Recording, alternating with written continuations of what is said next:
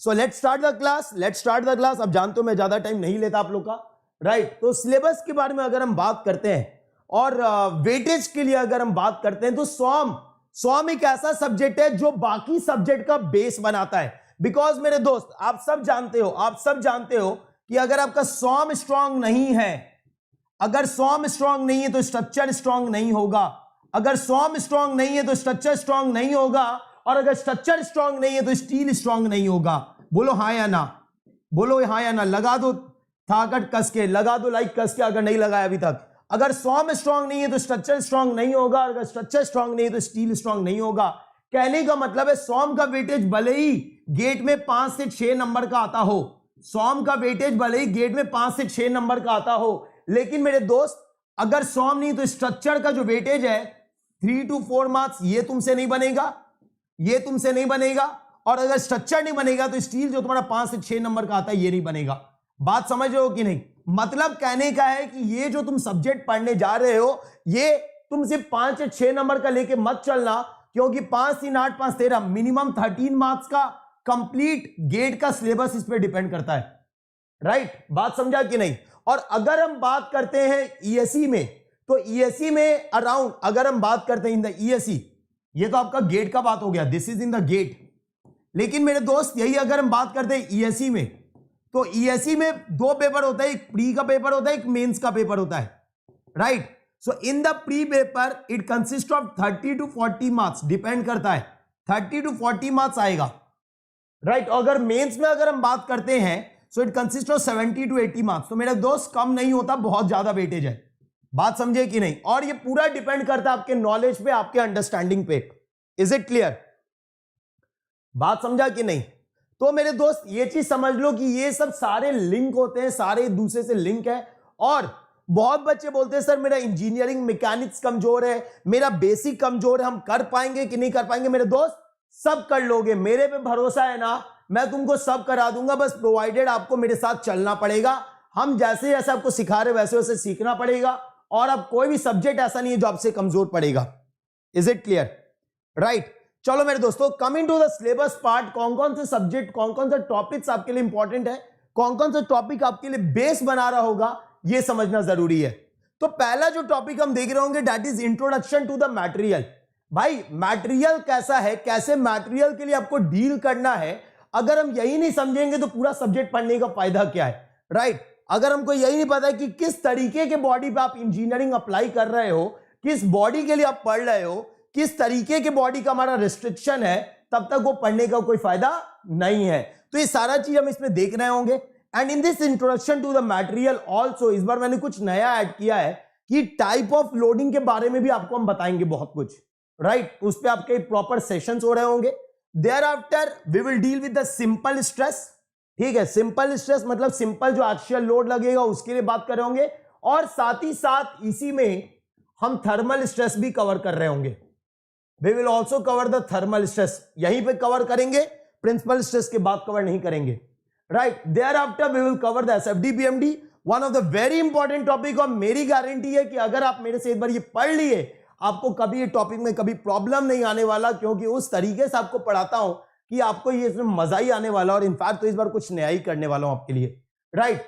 There after we will study about the stress transformation and principal stress, again one of the very important topic. बहुत ज्यादा question पूछे जाए इस topic से। तो यार देखो, अगर मैं बोलूं ना तो ये 4 टॉपिक तुम्हारा सॉम का बेस बनाता है। ये जो 4 टॉपिक हम बताए ना स्टार्टिंग में, ये पूरे सॉम का बेस बनाएगा, ठीक है। उसके बाद इनके एप्लीकेशन बेस्ड टॉपिक्स क्या क्या हो जाएंगे, बेंडिंग, शियर, डिफ्लेक्शन, ठीक है। अब बहुत बच्चे बोलते हैं सर गेट के सिलेबस में ना डिफ्लेक्शन मेंशन नहीं किया। भाई गधे, डिफ्लेक्शन मेंशन नहीं किया, डिफ्लेक्शन नहीं आएगा? हाँ, पूरा स्ट्रक्चर डिफ्लेक्शन पे बेस्ड है, तो भाई मेंशन करे ना करे डिफ्लेक्शन आएगा ही आएगा। बात समझा कि नहीं? तो डिफ्लेक्शन कभी रिमूव नहीं होगा, याद रखना ये बात, ठीक है। थ्योरी ऑफ फेलियर गेट में नहीं है, ईएसई में है। तो हम पहले ही बोल चुके हम गेट प्लस ईएसई कवर कर रहे होंगे, तो we will study the theory of failure, right. Then coming to the next that is torsion column, ये दोनों आपके गेट में है, और शियर सेंटर इस बार ऐड हुआ है। प्रेशर वेसल गेट से हटा दिया गया था, राइट, लेकिन ईएसई में है, तो यहां पे हम पूरा थिन और थिक सब पढ़ रहे होंगे। आप इस चीज का टेंशन एकदम मत लेना, ठीक है। बात समझे कि नहीं? तो मेरे दोस्त अब ये देखो, ये तो तुम्हारा सिलेबस हो गया है ना। अब इन सिलेबस में देखो, आपको क्या लगता है सर एसएफडी पीएमडी से तो सवाल आए नहीं बहुत दिनों से? अरे भाई उसमें सवाल वो ऑटोमेटिकली इनमें इनबिल्ट होता है, ठीक है, तो वो डायरेक्टली पूछता है या इनडायरेक्टली पूछता है, तो उस चीज का टेंशन आप लो ही मत। समझ रहे हो कि नहीं? वो आपको उस फॉर्म में हम कवर कर रहे होंगे कि ये सब तो चुटकियों में बन जाएगा। लेकिन मेरे दोस्त एक रिक्वेस्ट है, और वो रिक्वेस्ट क्या है? रिक्वेस्ट ये है कि अगर क्लास करना है तो कंटिन्यूअस करोगे, ये प्रॉमिस कर रहे होगे सारे लोग। अगर क्लास करना है तो कंटिन्यूअस करोगे, वरना नहीं करोगे, ठीक है? एकदम अभी मुंह पे बोल रहा हूं, ठीक है? क्योंकि अगर क्लास कंटिन्यूअस नहीं करोगे, बीच बीच में छोड़ के करोगे, अगले दिन आओगे बोलोगे सर ये चीज नहीं समझ में आ रहा है, तो भाई मेरे क्लास करोगे तब तो समझ में आएगा, राइट? मैं ये देखता हूं जो अनसर्टेन, तुम जो बोलते हो ना कॉन्फिडेंस की कमी आती है, वो कॉन्फिडेंस की कमी क्यों आती है? क्योंकि तुम रेगुलर नहीं रहते हो, तुम अपने शेड्यूल को मेंटेन नहीं कर पाते हो। बात समझा कि नहीं? तो ये मेंटेन रखना है मेरे दोस्त, और आप कुछ भी कर सकते हो। बात समझे कि नहीं? If you maintain this you can do anything. लेकिन मेरे दोस्त अगर तुम मेंटेन नहीं कर पाए इस चीज को तो आप बहुत मुश्किल में आ जाते हो, और इसलिए तुमसे क्वेश्चन नहीं बनता है यार। तो लाइक करना छोड़ना मत, आग लगी रहनी चाहिए मेरे दोस्त, आग बुझनी नहीं चाहिए। याद है ना मेरा वो पेटेंट डायलॉग, आग लगी रहनी चाहिए मेरे दोस्त। आज जिस दिन बुझ गया ना उस दिन समझ लेना तुम्हारा डाउनफॉल शुरू हो गया। भाई हम लोग को देख लो ना, 8 महीने से जो एनर्जी था आज भी वही एनर्जी से पढ़ा रहे, इनफैक्ट एनर्जी और बढ़ गई है, कम नहीं हुई है। यस, तो मेरे दोस्त आपसे भी यही रिक्वेस्ट है कि जो आग लगाई है ना कि कुछ पाना है, कुछ करना है, वो गिरना नहीं चाहिए, वो कम नहीं होना चाहिए, क्योंकि जिस दिन वो एनर्जी गिर गई ना उस दिन तुम्हारा डाउनफॉल शुरू हो गया। Is it clear? राइट, एकदम मेरे दोस्त। बुक बता दीजिए मेरे दोस्त, मैं तुमको बताऊं आपको बुक का क्या करना है। यार तुम लोग ना फालतू का इतने बुक्स बनाते हो, आपको करना क्या है? सुनना बहुत ध्यान से, कौन कौन सी चीज आपको करना है। आपको मेरे नोट्स बढ़िया से प्रिपेयर करना है। नोट्स जो मैं पढ़ाऊंगा उसको एक प्रॉपर एक कॉपी में बनाओगे, ठीक है? पहला चीज। सेकंड, आपको मैं डीपीपी सेशंस देने वाला हूं इस बार। I will be giving you DPP sessions, तो ये बड़ा मजेदार होने वाला है। I will be giving you DPP sessions, ठीक है? Is it clear? तो आपका ये नोट्स और ये आपका डीपीपी सेशंस ये आप कर रहे होगे, साथ ही साथ आप प्रीवियस ईयर क्वेश्चन लगा रहे होगे। अब ये प्रीवियस ईयर क्वेश्चन किसका किसका लगाओगे? आप प्रीवियस ईयर क्वेश्चन लगाओगे गेट का, प्रीवियस ईयर क्वेश्चन लगाओगे ईएससी का, ठीक है? पहले ये काम करना है। और ऑब्जेक्टिव लगाओगे, क्योंकि अभी कन्वेंशनल का तैयारी नहीं कर रहे हैं, तो सबसे पहले आप क्या करोगे? ऑब्जेक्टिव लगाओगे, प्रीवियस ईयर क्वेश्चन ऑब्जेक्टिव लगाओगे, गेट प्लस ईएससी दोनों, ठीक है? गेट प्लस ईएससी दोनों। और किसका किसका? Civil and mechanical, civil and mechanical दोनों का लगाओगे, civil and mechanical both, civil and mechanical both. अब इसके बाद भी तुम्हारा मन हुआ नहीं सर हमको और क्वेश्चन लगाने, लगाओ, कौन मना किया है? लगाओ, आईएएस का लगाओ, कौन मना किया? लगाओ आईएएस का क्वेश्चन, राइट? ये भी लगाओ, सिविल मैकेनिकल दोनों। अगर इसके बाद समय मिल गया तो बता दो मेरे को, इसके बाद तुमको समय मिल गया तो बता दो मेरे को। बात समझे कि नहीं? तो भाई देखो, पढ़ने के लिए तो सभी पढ़ते हैं, पढ़ने के लिए तो सभी पढ़ते हैं ना, पढ़ने के लिए तो सभी पढ़ते हैं। लेकिन ऐसा क्या होता है कि रिजल्ट कुछ लोग का आता है, बाकियों का नहीं आता, क्योंकि कुछ लोग बुक्स में ही उलझे रहते हैं, उनको पता ही नहीं होता करना क्या है। मैं एकदम टू द पॉइंट बात करने वाला हूं आपसे, राइट? हमको फालतू का 10 गो बुक छानना नहीं है मेरे दोस्त। बात समझे कि नहीं? हमको 2 बुक पकड़ना है, मतलब जो मेरे क्लास के नोट्स है सर पे भरोसा रखना है। पहली तो सर जो पढ़ा रहे सही पढ़ा रहे, ये भरोसा रखना है। सेकेंड थिंग, आप जाके प्रीवियस ईयर लगाओगे। भाई यही तो सवाल है ना, यही तो पूछा हुआ है पूरे समय। अगर ये बन गया मतलब मेरा काम हो गया, अगर ये बन गया मेरा काम हो गया मेरे दोस्त, हमको और कुछ करना ही नहीं है। बात समझे कि नहीं? तो आप कोई भी बुक नहीं बनाना। हाँ, अगर एक रेफरेंस बुक नाम पे रखना है तो मैं एक बड़ा ज्यादा मैं हाईफाई बुक नहीं बोलता हूं, एक सिंपल बुक आप कॉलेज में फॉलो करते हो, दैट इज आरके बंसल। एक सिंपल बुक आप कॉलेज में फॉलो करते हो, आरके बंसल, बस इसको फॉलो कर लेना, just to revise any concept और just to see any concept, right? Sir is it for GATE 20? How long? बेटा ये बैच आपका 22 एंड 23 दोनों के लिए है, राइट? हाँ, ऑब्वियसली अभी 2 सब्जेक्ट चल रहा है फॉर 22, अगले मंथ 4 सब्जेक्ट चलेगा इस बैच में बोथ, और फिर जेनिथ भी आपका होगा, उसमें भी 4 सब्जेक्ट चल रहा होगा फॉर 22। 23 वाले 2 सब्जेक्ट ही करेंगे, 22 वाले 4 सब्जेक्ट कर रहे होंगे। तो ये सोच के आप करना। Is it clear? Is it clear? चलिए previous year question GATE ESE के साथ कहां पे मिलेगा? Previous year question GATE ESE के साथ कहां पे मिलेगा? मेरे दोस्त, मैं सारा चीज आपको टेलीग्राम के ग्रुप में डाल देता हूं, सारा चीज मैं एक एक बात आपको टेलीग्राम ग्रुप में डाल देता हूं, तो उस चीज का तो आप टेंशन लो ही मत भाई। मेरा टेलीग्राम ग्रुप है भाट 10 स्टूडेंट्स, भाट 10 स्टूडेंट्स, ये मेरा टेलीग्राम ग्रुप है। और गेट 22 23 के लिए कोई अलग ग्रुप नहीं बनने वाला, यही मेरा टेलीग्राम ग्रुप है, इसमें सारे बच्चे कांटेक्ट हो, ठीक है। अब इसी में मैं सारा आपके नोट्स, सारे पीडीएफ, सब चीज मैं अपना इसमें अपडेट करूंगा, ठीक है। इनफैक्ट इस बार तो और अच्छे तरीके से अपडेट करने का प्लान है हमारा, राइट। भाट 10 स्टूडेंट्स, तो आपको सारे चीज आपको मिल जाएंगे, आपको कहीं जाने की जरूरत नहीं है, right. Sir I have a general doubt, can you answer AE exams के लिए कौन सी book for tech and non tech? भाई देख, एई के लिए अगर हम बात करते हैं तो हम जो पढ़ा रहे हैं वो सफिशिएंट होता है। नॉन टेक पोर्शन के लिए जिस जगह का तुम दे रहे हो उस जगह का एक लोकल ऑथर का बुक खरीद लो, दैट इज एनफ। चलिए, ओके ओके ओके ओके, चलो चलो चलो चलो। Now my dear friends, is it clear to everyone? ये पॉइंट सबको क्लियर हो गया, राइट? यस, ये पॉइंट सबको क्लियर हो गया ना? अब मेरे दोस्त, अब ये चीज समझो, ये तो आपके पास फुल सिलेबस है आपका, ये तो आपका फुल सिलेबस है, right? Now we are going to start with the first chapter, that is introduction to the material.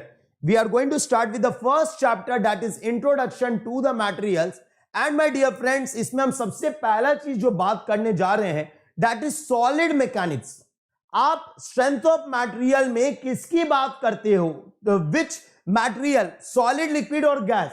Solid, right? तो आप जब solid mechanics की बात करते हो, then in the solid mechanics, we have two parts. दो part है हमारे पास। We have two parts, दो पार्ट है हमारे पास। एक है अपना इंजीनियरिंग मैकेनिक्स, एक है आपका engineering mechanics, okay. And second is strength of material.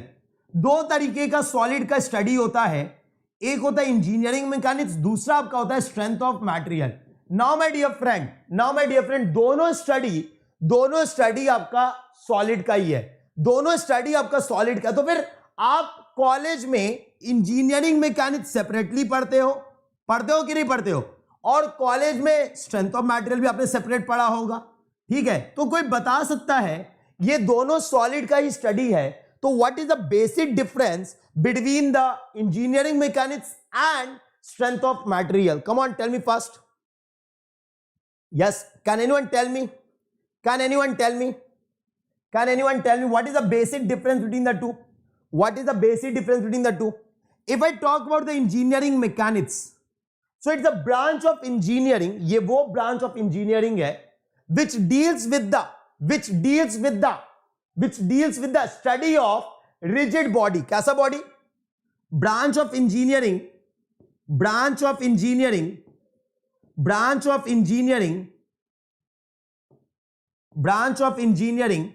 which deals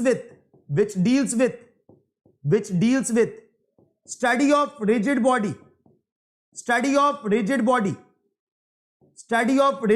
क्या होता है? स्टडी ऑफ रिजिड बॉडी, ठीक है। लेकिन अगर हम बात करते हैं स्ट्रेंथ ऑफ मटेरियल का, देन मेरे दोस्त, in the strength of material, ये वो ब्रांच ऑफ इंजीनियरिंग है which deals with the study of deformable body, है ना? Branch of engineering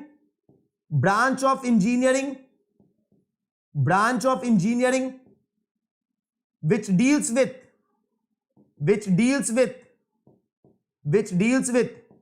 study of deformable body। Now my dear friends, what is the basic difference between the rigid body and deformable body? Rigid body और deformable body के बीच में क्या difference है? Come on, tell me first. Rigid body और deformable body में क्या difference है? Come on, answer it first. everyone. Yes yes yes, come on answer it fast बेटा। रिजिड बॉडी और डिफॉर्मेबल बॉडी में क्या अंतर है? Who can answer? दोनों में क्या अंतर है? अगर आप रिजिड बॉडी की बात करते हो, रिजिड बॉडी की बात करते हो, take any rigid body, if I take any rigid body, अगर मानो हम कोई रिजिड बॉडी लिए, right, and in the rigid body there are 2 points within the body, there are 2 points within the body, let us say the points are A and B, there are 2 points within the body, let us say the points are A and B, right, and अगर ऐसा है कि before the application of the load the length is L between the 2 points, before the application of the load the length between the 2 points is L, now I applied the load, apply the load, apply the load, load को apply करो, apply the load. तो जब तुम load apply किए, it is a rigid body, so if it is a rigid body, इसका shape और size change नहीं करेगा, its shape and size will not change, right, and what I will say again, if I take the 2 points, same 2 points, let us say that points are A dash and B dash, now after the application of load and the distance is L dash, तो अगर ये rigid body है, if it is a rigid body, तो मेरे दोस्त the distance between the 2 points before and application of, before and after the application of load, before and after the application of a load, this will not change, ये change नहीं करेगा, ये change नहीं करेगा, right, ये change नहीं करेगा, okay, this will not change, yes, it is both for civil and mechanical, दोनों के लिए मेरे दोस्त, ठीक है।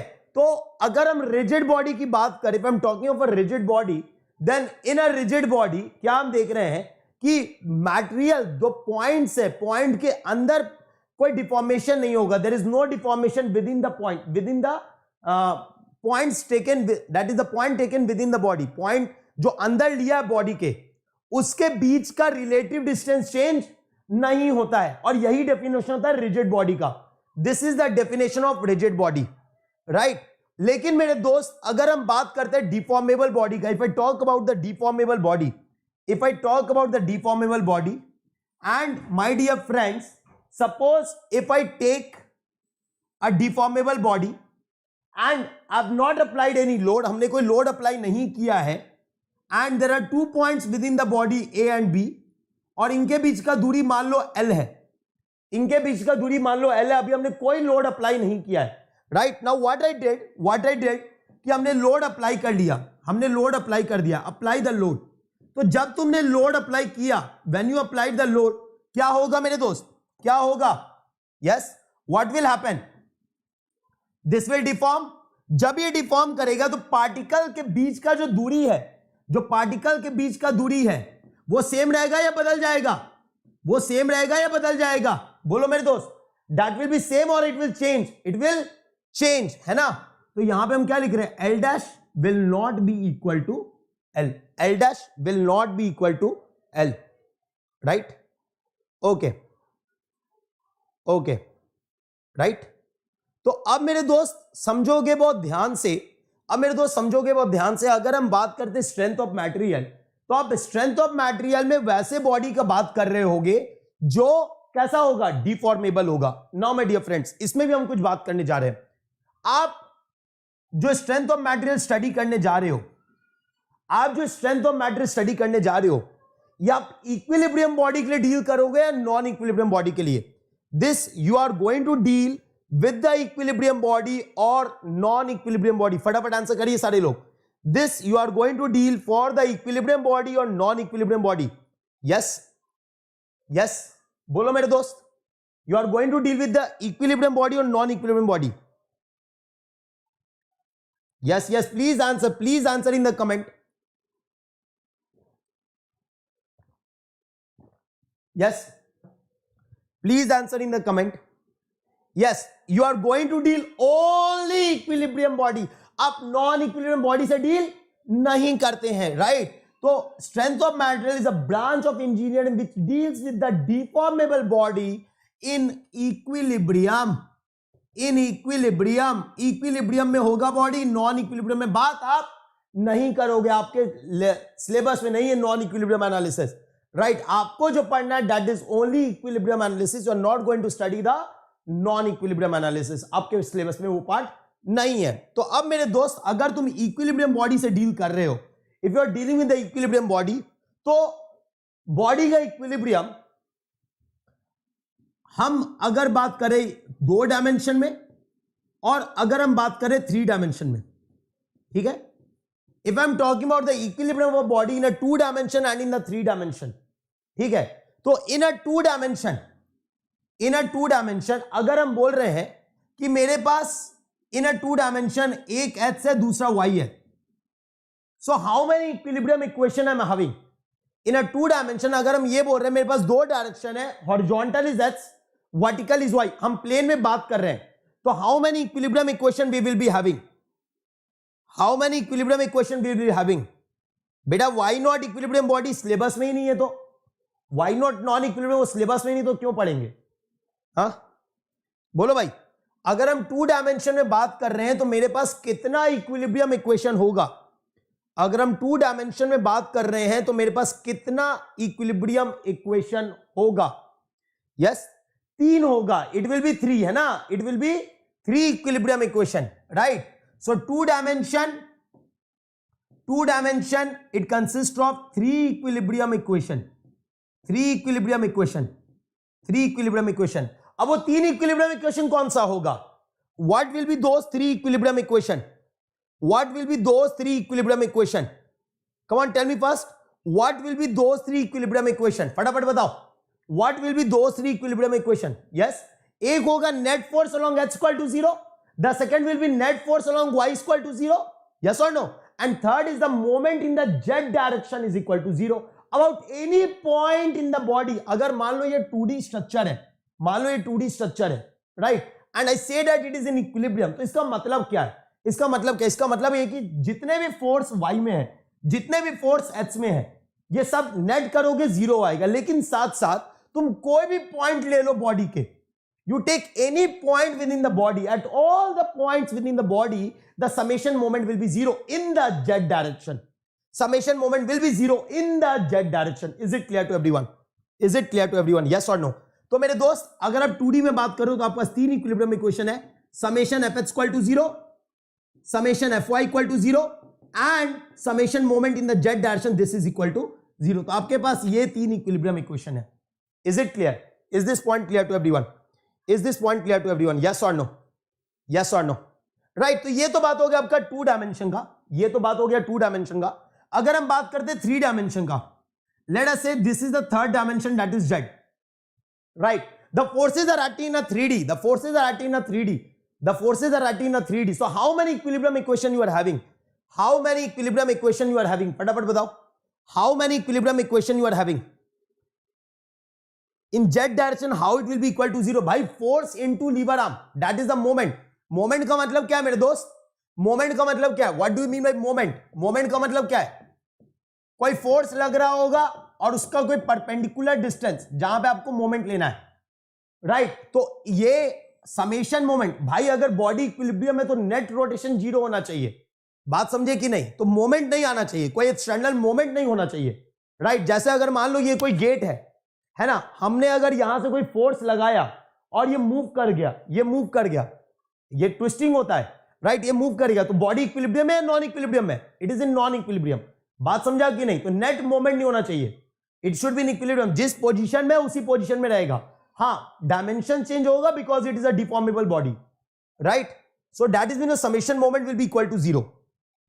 ओके, हाँ, अगर आप 3D में आते हो, if you come in a 3D, then in a 3D you have 6 equilibrium equation, 6 equilibrium equation, 6 equilibrium equation in 3D, 6 equilibrium equation in 3D. Now what are these 6 equilibrium equation? What are these 6 equilibrium equation? देखो, net force along h equal to 0, net force along h equal to 0, net force along y equal to 0 and net force in the z direction is equal to 0. पहले तो ये हो गया, net force along h equal to 0, net force along y equal to 0 and net force along z is equal to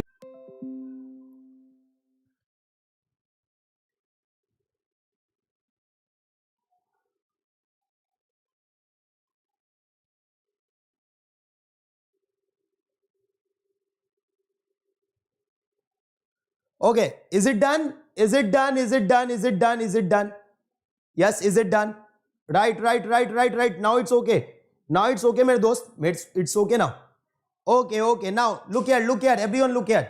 तो मेरे दोस्त मैंने क्या बोला? अगर आप 3D में बात करते हो, if you look in a 3D, you have 6 equilibrium equation. आपके पास 6 equilibrium equation है. कौन सा? Net force along h equal to 0, net force along y equal to 0, net force along z equal to 0. उसके बाद हमने बोला कि आपके पास और क्या इक्वेशन है? Summation moment in the x direction. Summation moment in the x direction is equal to 0. Summation moment in the y direction is equal to 0. And summation moment in the z direction is equal to 0. Right? तो आपके पास ये total 6 equilibrium equation बनता है जब आप 3D में बात करते हो. When you talk in 3D. Is it clear to everyone? फटाफट थम्स अप दे दो अगर क्लियर है सबको. फटाफट सारे लोग थम्स अप दे दो अगर क्लियर है सबको. Yes. Come on. Yes. If it is clear to everyone, फटाफट थम्स अप दे दो मेरे दोस्त सारे लोग. फटाफट सारे लोग थम्स अप दे दो. Is it clear? नोट हो गया सबका?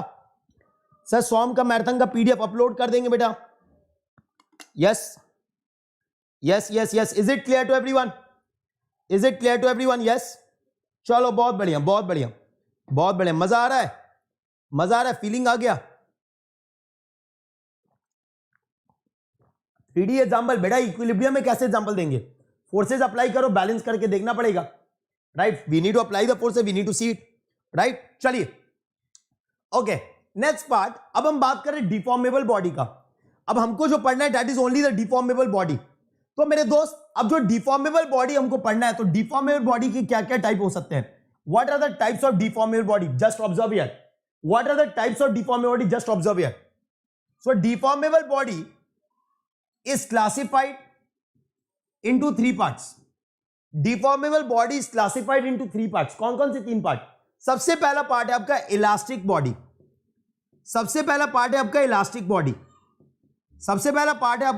Body. Right, this is the first deformable body, elastic body. Second is the plastic body. Second body is the plastic body.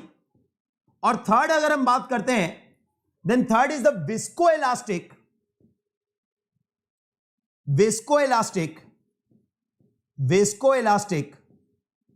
और viscoplastic बॉडी. तो एक एक करके देखेंगे तीनों को. viscoelastic और viscoplastic body. Now my dear friends, just observe here. अगर हम बात करते हैं इलास्टिक बॉडी का, if I talk about the elastic body, तो इलास्टिक बॉडी क्या होता है भाई? यस, इलास्टिक बॉडी का क्या मतलब है? इलास्टिक बॉडी से क्या समझते हो? यस, कैसे बॉडी को आप इलास्टिक बोलते हो? विच बॉडी यू से एज इलास्टिक? वो बॉडी जो लोड लगे तो डिफॉर्म करे, क्योंकि आप डिफॉर्मेबल बॉडी को स्टडी कर रहे हो, तो लोड लगे तो डिफॉर्म करे, लेकिन जब लोड को हटाया जाए, when we remove the load, then it regain its original position. वो अपने ओरिजिनल पोजीशन को क्या कर ले? रीगेन कर ले. ऐसे बॉडी को आप क्या बोलते हो? You say such body as a elastic body. बात समझा कि नहीं? जैसे कहने का मतलब है कि मान लीजिए मेरे दोस्त, आपके पास एक बॉडी है, उसको हम क्या बोल रहे हैं? इलास्टिक बोल रहे हैं. सो भाई से any body is elastic, right? तो इसका कहने का मतलब क्या? मान लो आपने इस बॉडी पे लोड लगाया.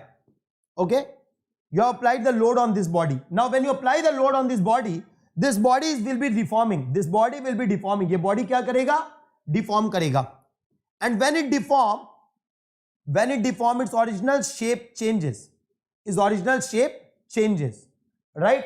Let us say इसका initial length आपका L था, और L से ये expand होके बन गया L plus delta. Okay. After the expansion it changes to L plus delta. L से कहां चला गया? L plus delta चला गया. Now my dear friend, no बेटा, it will not complete in 1 month. मैं धोखा में आपको नहीं रख सकता, नहीं कंप्लीट होगा. मैं बहुत क्लियर बोल रहा हूं, क्योंकि मैं और इस बार समय देने वाला हूं. Right, so it will not be completed in 1 month. For sure it will not be completed.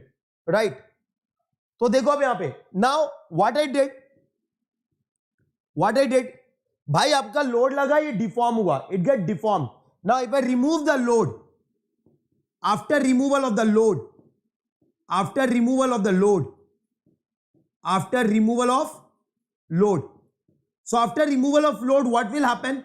What will happen? It will regain its original position. After removal of load, what will happen? What will happen?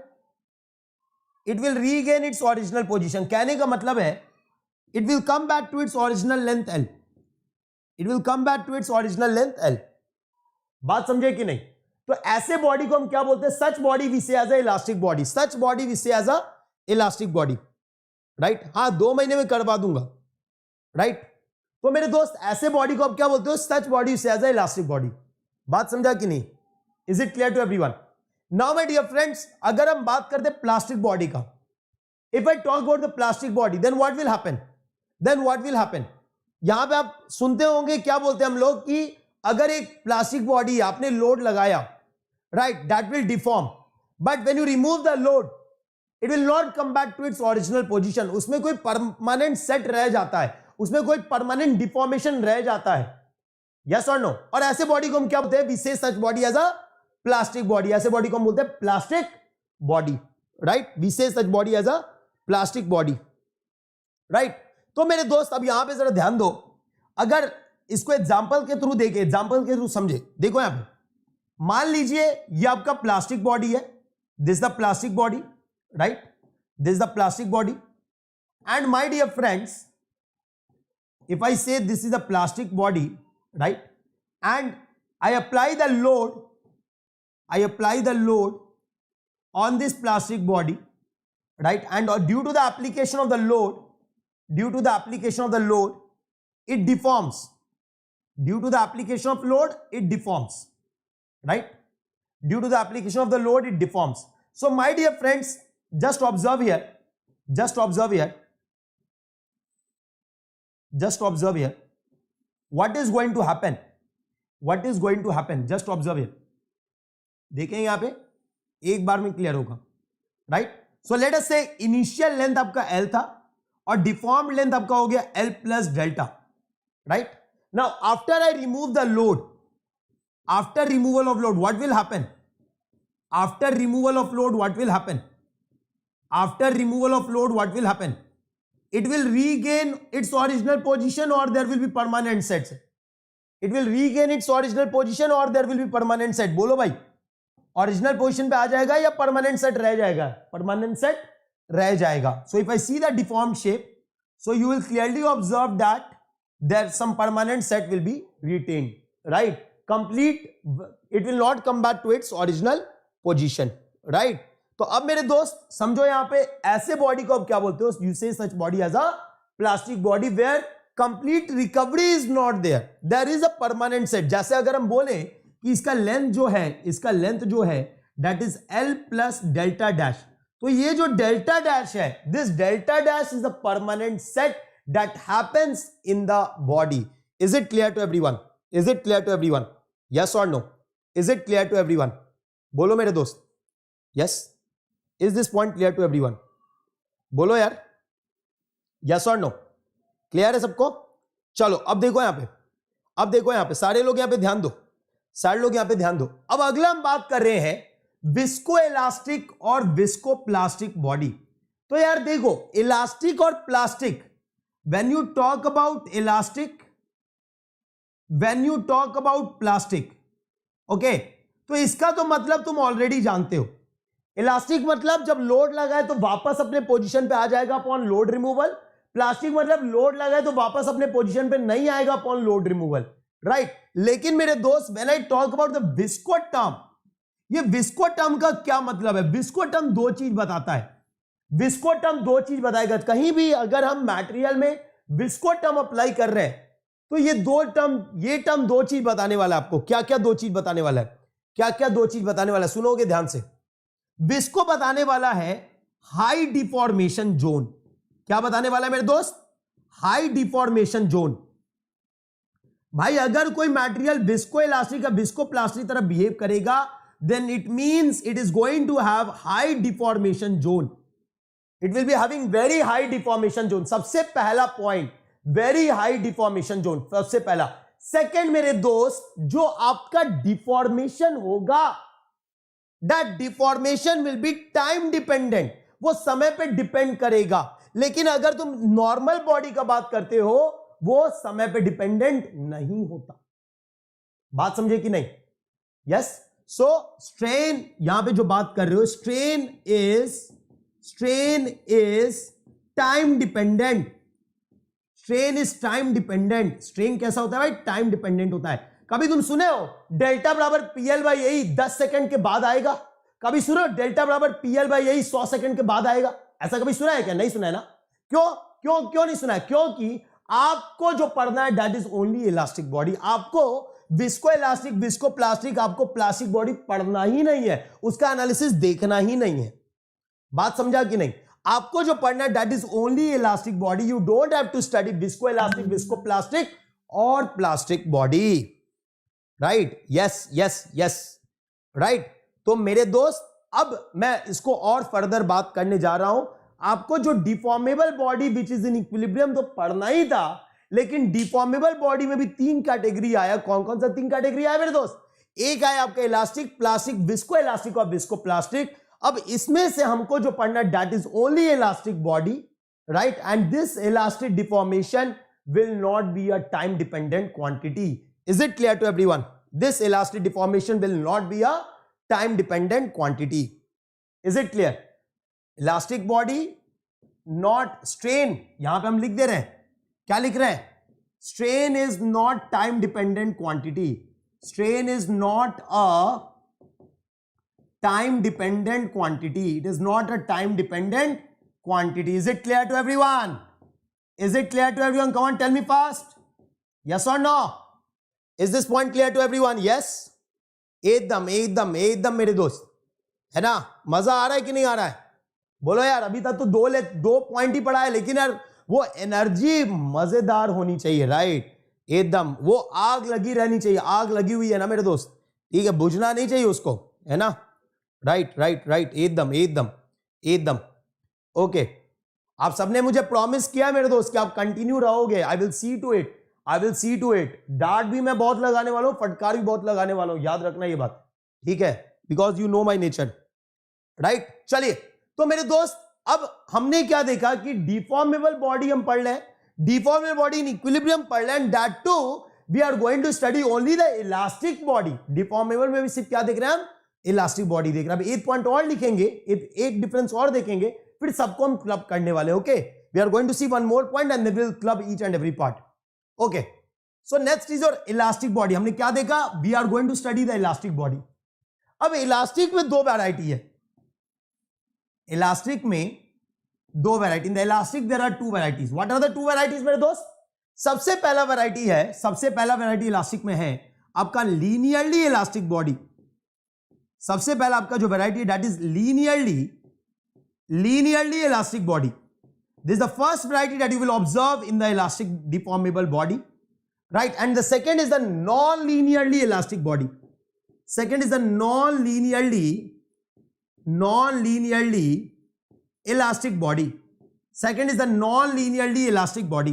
Now my dear friends, if I talk about this elastic, linearly elastic and non linearly elastic, तो नाम तो clear भाई, चलो elastic तो रहेगा, लेकिन linear और non linear का क्या मतलब है? What do mean linear and non linear? Yes, linear और नॉन लीनियर का क्या मतलब है? इंपॉर्टेंट चैप्टर्स, हाँ बेटा Shashank, it will be over before GATE. Important chapters, yes it will be over, yes एकदम हो जाएगा, राइट? देखो यहां पे, तो लीनियरली इलास्टिक का क्या मतलब है? What do you understand by linearly elastic, right? Linearly elastic से क्या समझते हो तुम लोग? बताओ, what do you understand by linearly elastic? Come on tell me fast, come on tell me fast. Linearly elastic से क्या समझते हो? इससे आप ये समझते हो कि hooks law is valid, hooks law is valid. ये बोलता है कि हुक्स लॉ क्या होगा? वैलिड होगा। जबकि नॉन लीनियर क्या बोलता है? Hooke's law is not valid. Non linear says that Hooke's law is not valid. Now my dear friends, what is Hooke's law? भाई हुक्स लॉ क्या होता है? What is Hooke's law? What is Hooke's law? Yes, what is Hooke's law? Srijan भाई, what is Hooke's law? आपने बोला Hooke's law is valid sir, follows Hooke's law. Then what do you mean by Hooke's law? Hooke's law होता क्या मेरे दोस्त? Fluid mechanics will start next month. Next month, अगले month के लिए तो कुछ छोड़ दे भाई। यस यस यस, बताओ बताओ बताओ, हुक्स लॉ क्या होता है? What is Hooke's law? Yes, tell me fast, Hooke's law क्या होता है? What is Hooke's law? What is Hooke's law? What is Hooke's law? फटाफट बताओ मेरे दोस्त, फटाफट बताओ मेरे दोस्त, what is Hooke's law? Sir, direct strain मतलब within elastic limit stress is proportional to strain, stress directly proportional to strain. सब इनकंप्लीट आंसर है, सब आंसर इनकंप्लीट है मेरे दोस्त, सारे आंसर इनकंप्लीट है। अरे बाबा लाइक कर देना, अरे बाबा सेशन को लाइक कर देना। हाँ, yes, come on please everyone, comment in the comment box, chat box में कमेंट करो क्या होगा answer. What will be Hooke's law? सब within proportionality limit stress is directly proportional to strain. Anchal बोल रही है यस, हनुमंत बोल रहा है within elastic limit, Abhilash बोल रहा है विद इन प्रोपोर्शनैलिटी लिमिट। बड़ा कंफ्यूजन है भाई, प्रोपोर्शनैलिटी लेंगे या इलास्टिक लेंगे? हैं भाई मेरे, प्रोपोर्शनैलिटी लेंगे। क्या लेंगे? Proportionality limit, within proportionality limit, proportionality limit, within proportionality limit stress is directly proportional to strain, stress is directly proportional to strain. ये बोलता है मेरे दोस्त, stress is directly proportional to strain. अब सवाल ये है कि इंडिपेंडेंट क्वांटिटी कौन है? अगर हम बोल रहे हैं stress is directly proportional to strain, within proportionality limit stress is directly proportional to strain, तो इंडिपेंडेंट क्वांटिटी कौन है? स्ट्रेस है या स्ट्रेन है? इंडिपेंडेंट क्वांटिटी कौन है? स्ट्रेस है या स्ट्रेन है? बोलो रे बाबा, इंडिपेंडेंट क्वांटिटी कौन है? स्ट्रेस है या स्ट्रेन है? Come on please reply fast. Which is the independent quantity, stress और strain? Yes yes, love you all बेटा, come on tell me fast, what is the independent quantity? Strain is the independent quantity. Sir, how to deal strength with stress? आ रहे बेटा, सब आ रहे, बहुत कुछ बताएंगे आप लोग को, राइट, बहुत कुछ बताएंगे, टेंशन मत लीजिए आप लोग।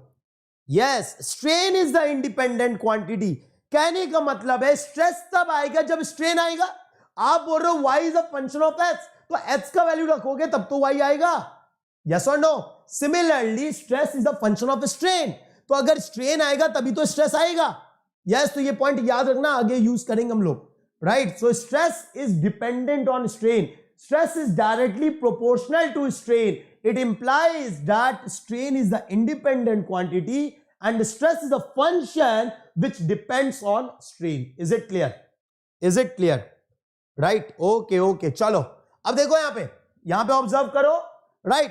तो हमने बोला when we talk about the linearly elastic material, it's a deformable body which is elastic in nature, which follows the Hooke's law, right? Now my dear friends, just observe now.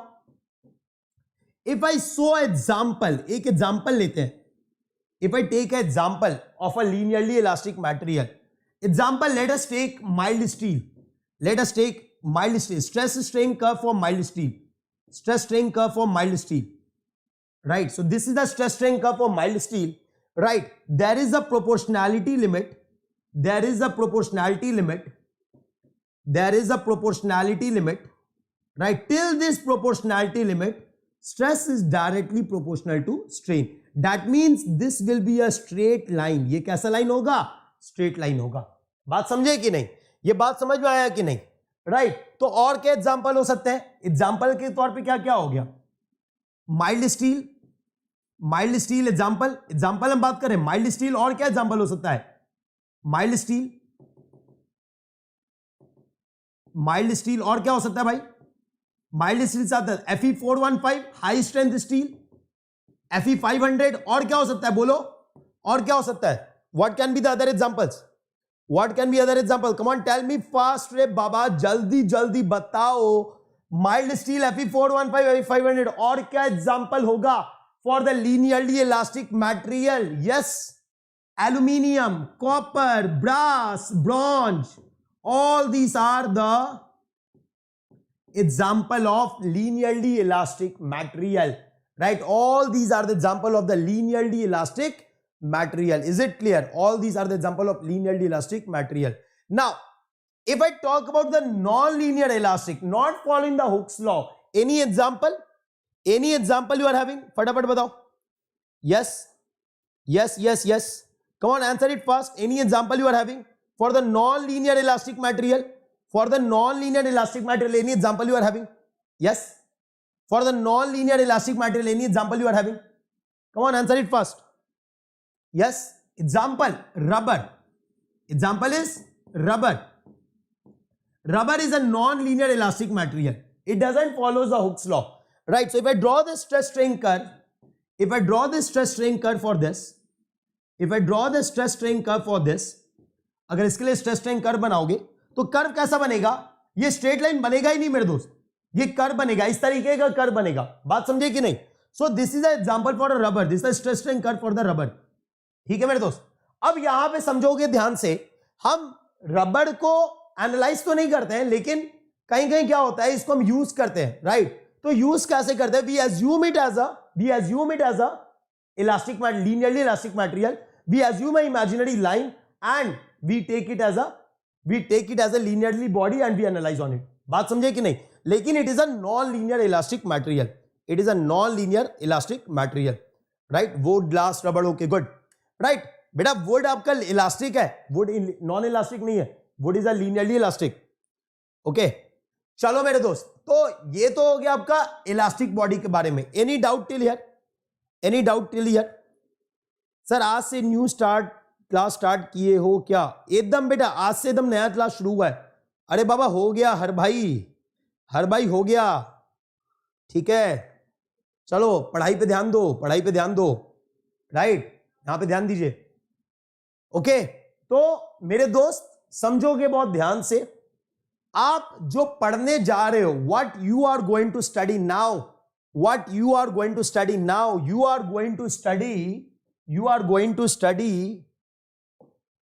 are going to study what? Note में, बहुत बड़े बड़े note के अक्षरों में लिख लो. क्या लिख लो? स्ट्रेंथ ऑफ मटेरियल का डेफिनेशन, लिखो. Strength of material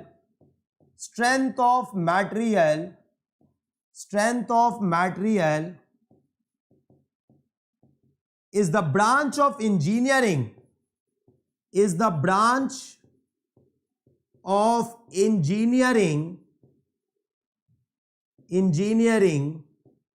which deals with,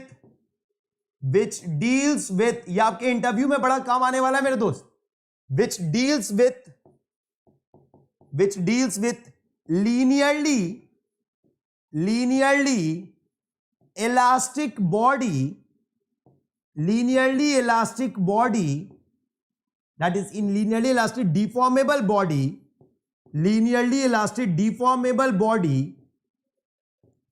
in equilibrium, in equilibrium. बात समझे कि नहीं? linearly elastic deformable body in equilibrium, right? तो मेरे दोस्त ये बात समझो बहुत ध्यान से. बेटा कर लेता है वुड कर लेता है, आप जाके स्ट्रक्चर जाके देखो, समझ में आएगा, राइट? तो स्ट्रेंथ ऑफ मटेरियल वो ब्रांच है जो डील किससे करता है? Linearly elastic deformable body in equilibrium. अब मेरे दोस्त मान लो तुम इंटरव्यू में बैठे हो, यूपीएससी के इंटरव्यू में, ठीक है ना? मतलब तुम यूपीएससी का प्री और मेंस निकाल के गए हुए हो, भगवान चाहे तो सभी लोग कर सकते हो ऐसा चीज, राइट? और आप वहां के इंटरव्यू में बैठो, आपने बोला सर मेरा स्ट्रेंथ ऑफ मटेरियल बड़ा स्ट्रॉन्ग सब्जेक्ट है, मेरा बड़ा स्ट्रॉन्ग सब्जेक्ट है. तो आपसे पूछेगा ठीक है बताओ स्ट्रेंथ ऑफ मटेरियल का डेफिनेशन बताओ. तो आप क्या बताओगे? आपने ये डेफिनेशन बोल दिया है ना, आपने ये, जो मेरा पढ़ा हुआ बच्चा है वो बहुत दिमाग से बोलेगा, आपने ये डेफिनेशन बोल दिया, ठीक है? अब अगर तुमने ये डेफिनेशन बोला तो देखो इस डेफिनेशन के साथ साथ तुमसे क्या क्या सवाल पूछा जा सकता है. तुमसे पहले पूछा जा सकता है कि व्हाट इज लीनियर का मतलब बताओ, तुम लीनियर क्यों बोले, राइट, तुम इलास्टिक क्यों बोले, चलो ये तो सब जानते हैं, ठीक है, डिफॉर्मेबल क्यों बोले, राइट, और इक्विलिब्रियम क्यों बोले, बात समझे कि नहीं। तो इसी से वो नेक्स्ट फर्दर क्वेश्चंस वो पूछते जाएंगे। Can you understand that? अगर मानो तुमने बोला sir linear it follows Hooke's law, तुमसे अगला सवाल होगा व्हाट इज हुक्स लॉ, बात समझ रहे हो, तुमसे अगला सवाल होगा व्हाट इज हुक्स लॉ, ठीक है। फिर हम आगे बताएंगे, जैसे तुमने बोला ना प्रोपोर्शनैलिटी लिमिट इलास्टिक लिमिट, सब within proportionality with in elastic, तो आपसे पूछेगा कि प्रोपोर्शनैलिटी और इलास्टिक लिमिट में क्या डिफरेंस है, बात समझे कि नहीं। उसके बाद और भी पॉइंट्स उस पर पूछ सकता है, और भी लिमिट्स के बारे में। देयर आफ्टर एग्जाम्पल पूछ सकता है linear elastic, non linear elastic, right. Elastic में जैसे हमने पढ़ा कि elastic, plastic, visco elastic, visco plastic, ये तुमसे पूछ सकता है, राइट। डिफॉर्मेबल, तो भाई डिफॉर्मेबल रिजिड में क्या अंतर है ना, इस तरीके से सवाल। फिर इक्विलिब्रियम और नॉन इक्विलिब्रियम कैसे डिसाइड करोगे 2D और 3D में। So this type of question यार आपसे सवाल में पूछे जाएंगे, right. This type of question they will ask in your exams, right, okay. So just focus on your learning, right, don't get deviated. मैं बार बार ये बात आपको स्टूडेंट्स को हर बार समझाया हूं, राइट मेरे दोस्त। तो बात समझे कि नहीं। तो strength of matter is a branch of engineering which deals with linearly elastic deformable body in equilibrium. Is it clear till now? फटाफट सारे लोग थम्स अप दे दो if it is clear. If it is clear till now फटाफट सारे लोग thumbs up दे दो। Yes yes yes my dear friends, yes my dear friends, फटाफट सारे लोग थम्स अप दे दो if it is clear till now. Yes yes yes yes, come on come on come on come on, yes. तो यार अब देखो, ये तो हो गया आपका डेफिनेशन, ये तो हो गया आपका definition, right. Now my dear friends, what can be the failure of elastic body, what can be the different types of failure of elastic body, right, what can be different types of failure of the elastic body, right. एकदम एकदम बेटा मुदस्सर भाई, या सोम का पहला class है, सोम का पहला क्लास है। अब देखो यहां पे, so what can be the different types of failure of the elastic body, elastic body fail कैसे कर सकता है।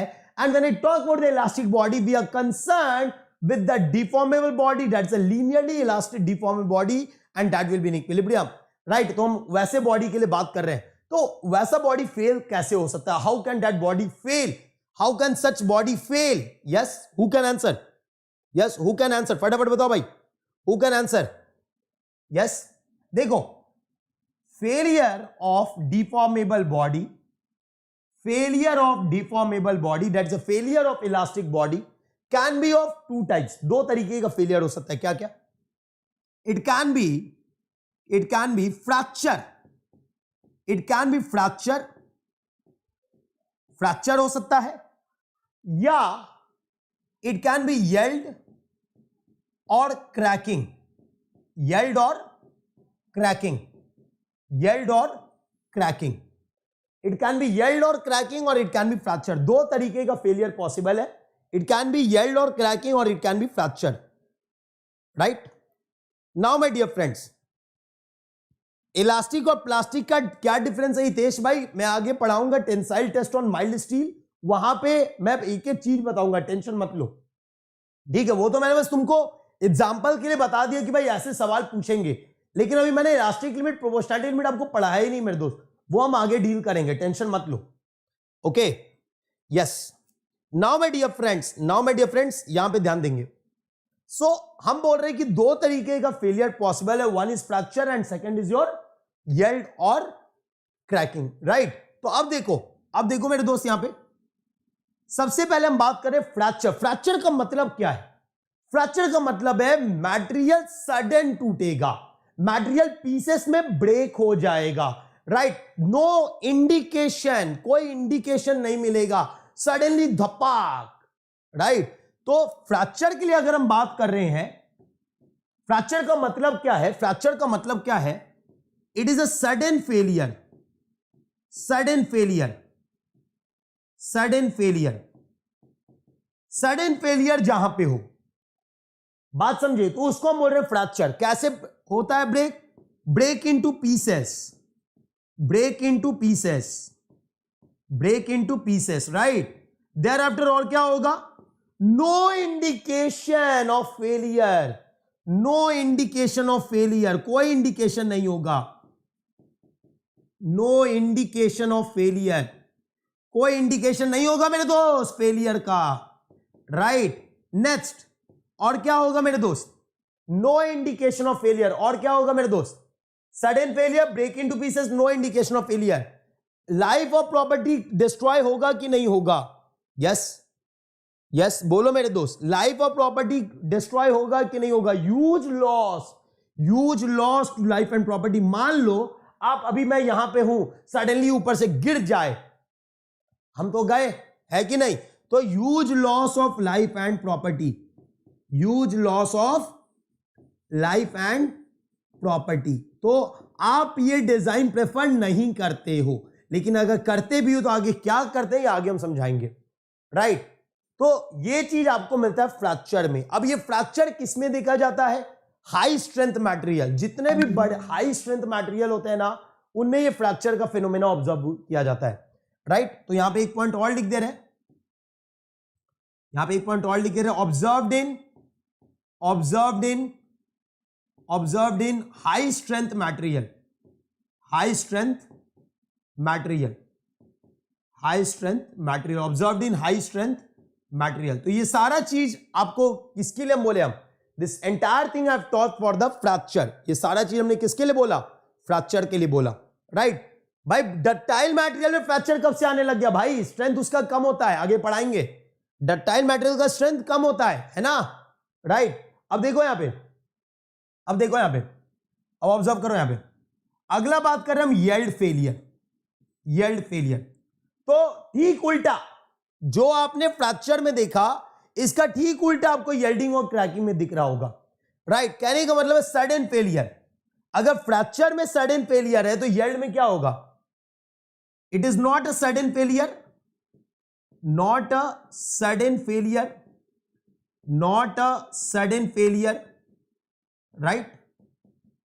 देयर आफ्टर यहां पे क्या होगा, गिव इंडिकेशन। अब क्या होगा ना, क्रैक अगर फेल होगा तो फेल होने से पहले क्या बताया, क्रैक आ जाएगा। अब भाई ऑब्वियस सी बात है, किसी स्ट्रक्चर में अगर क्रैक आ गया है तो भाई आपको पता चल गया ना भाई फेल होने वाला है, हाँ या ना। तो अगर वो इंडिकेशन मिल गया तो लाइफ एंड प्रॉपर्टी बच जाएगा, हाँ या ना। तो आपको इंडिकेशन मिल गया फेल होने से पहले, राइट। तो not a sudden failure, give indication in the form of yielding, that is development of cracks। yielding का मतलब क्या है, development of cracks before actually failed, before getting actually failed, right। thereafter no loss of life and property। अगर comparative बात करें तब हम बोल रहे हैं नो लॉस